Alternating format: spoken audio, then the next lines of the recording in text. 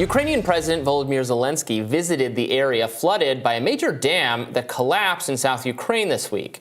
The flood left 5 residents in the Kakhovka region dead, according to reports. Officials say that more than 6,000 people have been evacuated from cities, towns, and villages on both the Ukrainian and Russian-controlled sides of the Dnieper River, which the dam has emptied its reservoir onto. Now, the destruction of the Kakhovka dam led to flooded villages, endangered crops, threatened supplies of drinking water. Ukraine and Russia have both blamed each other for the destruction. Meanwhile, Ukrainian forces have suffered losses in heavy equipment and soldiers as they met greater than expected resistance from Russian forces in first attempt to breach Russian lines in the east in recent days. That's according to 2 senior U.S. officials who told CNN's Jim Ciuto. Senior fellow and military expert at Defense Priorities, Lieutenant Colonel Daniel Davis, joins us now to discuss. Thank you for being with us. Thanks for having me. So what do you make of what's happening with Ukraine's offensive, which I guess in the greater context of things could be the defensive, but what's complicated now by the impact of the flooding and the greater than expected resistance from Russia? Yeah, we'll take the bridge issue first. Both Moscow and Kiev immediately seized on that once it became clear that what had happened, and violently accused the other of terrorist attacks, etc. But I think when you look at the preponderance of evidence, the most likely cause of this is actually the weakening of the bridge from the HIMARS attack by the Ukrainian side last November. Actually, they damaged it when it was still under full Russian control, and Russia was actually on that side of the river, and then they withdrew in November. The thing has been leaking for months, and it appears that it just finally gave way and broke the top of it. Actually, the superstructure underneath is actually still intact, and things could get worse if that goes out too. But the reason I say that is because you see that the military units on both sides of the river were neither side was prepared for this, and they both been scrambling to get out of the way. So that means that no one knew it was coming. And I think they're both just trying to take advantage of it in the information sphere to their advantage. So now, it is having. Go ahead. It is having an impact, though, on the offensive or on the process of the war, because it washed away a lot of mines on the Russian side and also their defensive positions. They've had to relocate backwards, but it's complicated the Ukrainian side because now then they can't launch some of these cross river operations over the Dnieper that they had potentially planned, because now then the far shore has been expanded and now turned into a morass. So they can't land there now potentially for many weeks to come. So it's basically taken the southern part of that fight off the table for the time being and put all the focus then on the next part around the Zaporizhia area, where now, as you pointed out, the offensive seems to have been kicked off. So you are saying that a previous engagement, a previous effort in the war on the Ukrainian side is what damaged the dam. So unlikely, you're saying, if you're looking at the evidence, to be that it was deliberately either Ukraine or Russia engaging this sabotage, but the result of previous efforts by the Ukrainians. And does that just kind of show, the dangers of this conflict going on and on and on, where there will be damage, there will be loss of life, there will be destruction that wasn't even intended by either side, just as a consequence of this horrific war continuing to unfold?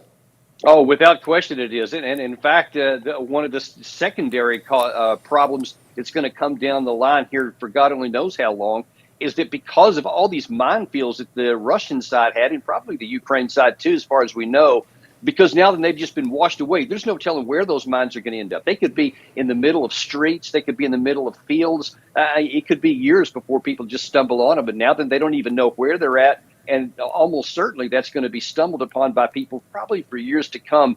And it's just going to continue on even after the war is over. That is, that's truly horrifying. Colonel, you wrote in a recent op-ed for Newsweek that Ukraine must not be allowed to join NATO. Can you expand on the argument you made there? Yeah, look, it doesn't matter how this thing ends, whether negotiated settlement here or an outright victory by either side. Of course, that really means the Russian side. Under no circumstances is it in American interest or even European interests for that matter, to give binding military security guarantees to Ukraine. Because look, this whole war here was at a minimum 15 direct years in the making before it happened here. And the animosity now between the Ukrainians and the Russians has just, risen off the charts and is not going away for a generation.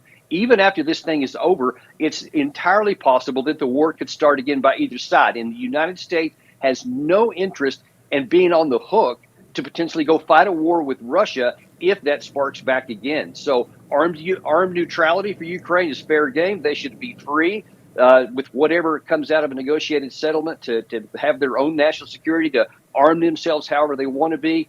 But it is no way that the Americans should provide any kind of security guarantees, whether individually or through NATO.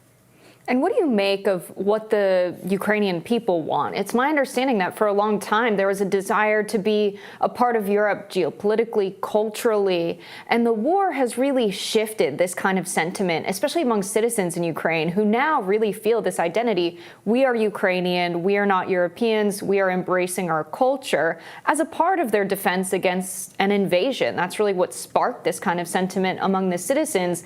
Does Ukraine still strongly want to join NATO and the rest of Europe? Well, it depends on which part of Ukraine you're talking about, because look, the reality is that in the 8 years prior to this war, there was a civil war being fought flat out between the east and west of the Ukraine. And those divisions have only increased in hatred of one another and in division. And it doesn't matter how this war is ever negotiated to an end, that's not going to heal those wounds. The emotional wounds won't heal for a generation or more.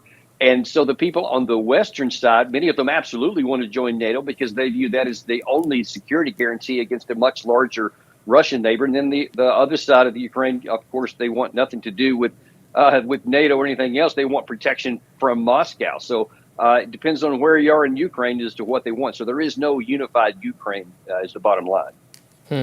Before we let you go, want to get your take on recent news we've been hearing with respect to Nord Stream. There was a reporting in the Washington Post just the other day about a report obtained by the Washington Post saying that U.S. intelligence officials were warned that there was going to be a Ukrainian attack on Nord Stream. So there's a lot of possibilities now, but more, I think, acknowledgement in the mainstream media that a culprit, that the U.S., Ukraine, something of that nature is likely what had to do with Nord Stream. What are you making of the potential options? Because I guess one reading I have now of the Washington Post report is that perhaps the Ukrainians went ahead and did it on their own. Maybe they did it with U.S. involvement. How has your thinking been affected by the recent news?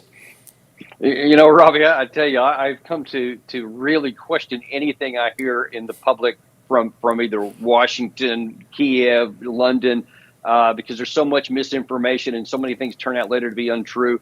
I think that there's at least a good probability. We can't know for sure. All we know is what's being reported.